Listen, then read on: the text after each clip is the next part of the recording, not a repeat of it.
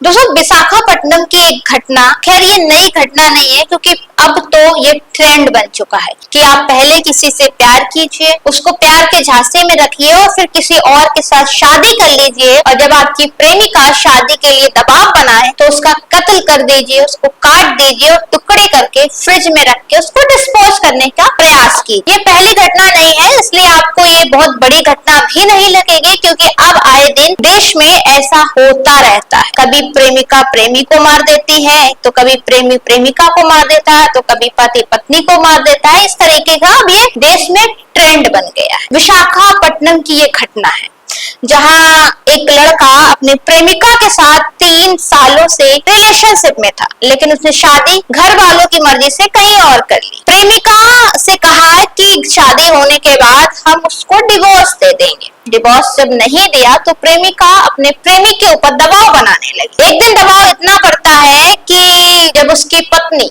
जो कि गर्भवती थी, वो अपने घर जाती है, मायके जाती है, तो वो लड़का अपनी प्रेमिका मोनिका को बुलाता है। किसी बात, पहले तो दोनों बैठते हैं, इसके बाद किसी बात को लेकर झगड़ा होता है और वहीं उस पर चाकू से वार कर देता है। और इतना ही नहीं, उसको मारने के बाद उसको इतनी शांति नहीं मिली, उसके टुकड़े टुकड़े करके उसको फ्रिज में रखता है और फ्रिज में रखने के बाद तमाम टुकड़ों को डिस्पोज करके बाहर फेंकता है। जब वो एक हार गया टुकड़े करके, लगातार 3 दिनों तक ऐसा करता रहा, फिर खुद जाकर थाने में आत्मसमर्पण कर लेता है और पूरी घटना बताता है कि किस वजह से उसने अपनी प्रेमिका को मार दिया।